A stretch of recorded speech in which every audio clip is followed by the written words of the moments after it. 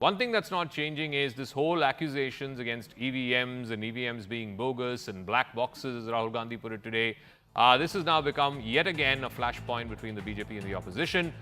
In fact, it started with a newspaper article, an erroneous one, out of Mumbai, which claimed that a relative of the Northwest Mumbai MP from the Shiv Sena faction, Ravindra Waikar, he won that seat. In fact, it was the lowest margin in any of the 543 constituencies in the country. 48 votes is what Mr. Waikar won by. This newspaper article erroneously claimed that a relative of this winning candidate was accused of using a mobile phone to generate a one-time password or an OTP which would unlock an electronic voting machine when the counting was happening. In fact, the counting went on for hours and hours. It went into late night, even early morning the next day, because the margin was so small. This matter was, of course, headlined by a newspaper. Like I said, it was wrongly headlined, something that the newspaper has apologized for and has put a clarification for.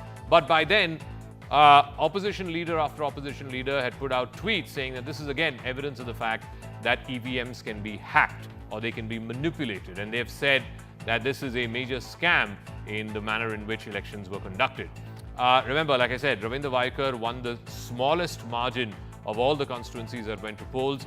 But after this huge blowback and clarification from the EC, because essentially there is no mechanism where you can use another device to log into an EVM, because the EVM is a standalone. It's not connected by Wi-Fi or any other network for you to be able to change something that's inside the EVM from outside. So that's the clarification that the Election Commission has put out. Now, the returning officer of the Mumbai North West Lok Sabha seat has denied any wrongdoing. In fact, the returning officer has said that the EVM being a standalone system, there is simply no truth, no possibility of any kind of OTP unlocking an EVM. She's accused the opposition of spreading fake news. The police have also said that Ravindra Waikar's relative has been booked for unlawful use of a mobile phone at a counting center, and there are no charges of EVM tampering. The question remains, did the opposition jump the gun? And time and again, by raising doubts about EVMs, isn't the opposition doing a great disservice to the cause of electoral politics in this country?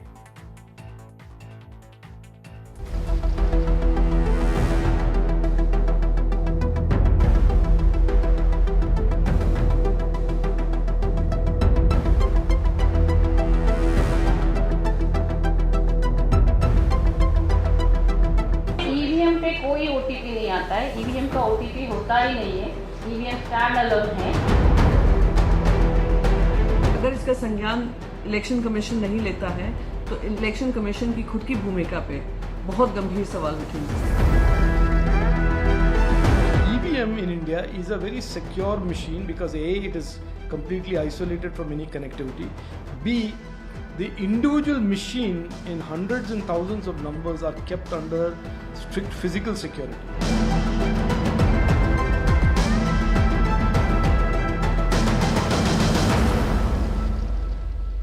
All right, I want to go across straight to Mr. T.S. Krishnamurthy. He's the former Chief Election Commissioner of India. Thank you very much, sir, for speaking with us, and thank you very much for your patience.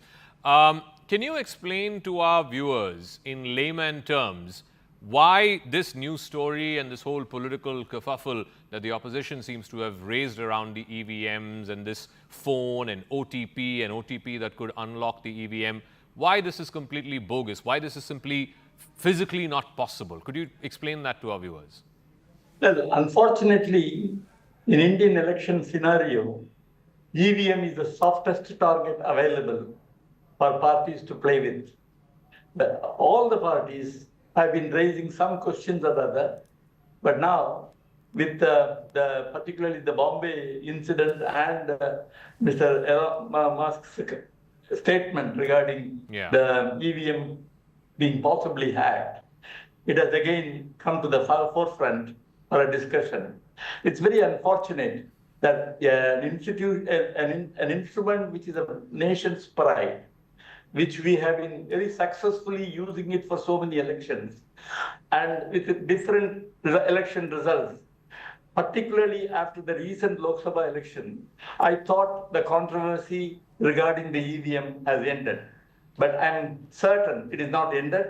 It is going to continue for not only for this election and also for future elections, because, as I said, the machines don't lie, but the human beings always commit their own faults, and they lie regarding the use of the machines. And as far as the machine itself is concerned, before it was introduced, it had gone through a critical examination by a panel of technical experts, including Mr. Indra Sen, who was the director of IIT. And in fact, I spoke to him about the credibility before introducing it in 2004 elections. And he clearly told me that it employed 40 electronic engineers to break open the machine in some form or other and find out some loophole so that we can tell them that the credibility has to be proved. But he said, after all this scrutiny, we could not find any fault. This being the case, even without the VVPT, my personal view is the electronic voting machine is absolutely credible, and there is no need to doubt the integrity of this machine. And there are enough safeguards in the machine which need not be disclosed in the public, but there are enough safeguards. Again, these machines are made in public sector institutions and compared to what happened in USA or any other country. And the secrecy and the safeguards built into the system are such, and there is no doubt that besides, we have the mock polls before the polling starts in each polling station in the presence of the polling booths. And another important point I want to convey is, of all the election petitions filed from 2004 when we introduced the general election, there has hardly been one or two questioning the credibility of the electronic voting machines. All election petitions are unrelated, or most of them are unrelated to the use of the electronic voting machine. In fact, it's very intriguing why a foreigner like Elon Musk question, to make a sweeping statement that all electronic voting machines can be hacked. Has he examined this? Has he made a study? Has he visited India? Has he seen or made some research on this? Just making a statement, just because you are an enterprising entrepreneur, you can make any statement. I mean, you have to question. I think India should really question such. I do want to ask you about that, because Mr. Yes. Musk is saying that EVMs should be banned wherever they are used. Obviously, he's saying this in the context of the US electronic voting machines. US also has elections later this year. How different are those machines from the ones in India? As I told you, the first important difference is the Indian machines are not made by private sector companies. The EVM, that was the electronic machine that was used in the American elections, was manufactured by a private sector company which had made donation to a particular party. And right at the start, the credibility of the US machine was in doubt. Whereas in our electronic voting machines, as I told you, apart from the technical scrutiny done by various committees, they are manufactured with suitable safeguards in central public sector undertakings under the Defense Ministry. And there has been, in fact, we had a situation in one of the northeastern states when the parties boycotted and they wanted to annul the result of the election. They broke open the machines when the counting was going on. And when I was the chief election commissioner, I had asked him to bring all the broken parts in the packet in the presence of witnesses and bring it to Delhi. They were deciphered because there is a code available. The result was announced. So in spite of many attempts made by many parties to question the integrity of this machine, I am more than convinced that there are enough safeguards and there is no need to doubt the integrity, because that is not subject to any networking result.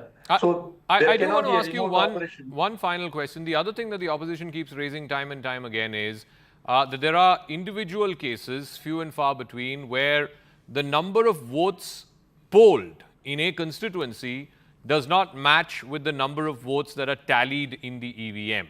How does one explain that? I agree some claims have been made, but I don't think that has been convincingly proved.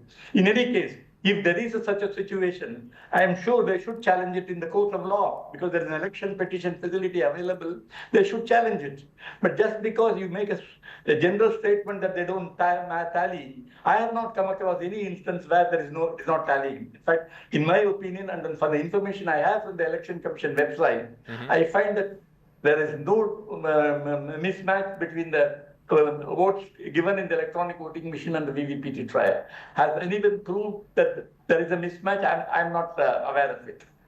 Okay. All right, Mr. Krishnamurthy, we'll leave it at that. Thank you very much for joining us. T.S. Krishnamurthy, there, former Chief Election Commissioner, explaining in great detail why, A, you cannot access or hack an electronic voting machine using another digital device, because there has to be some form of connectivity between that digital device and this one.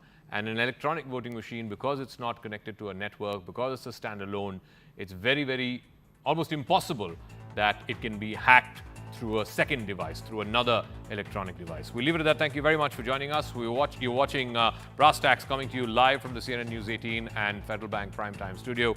Catch you again tomorrow night, same time. Good night.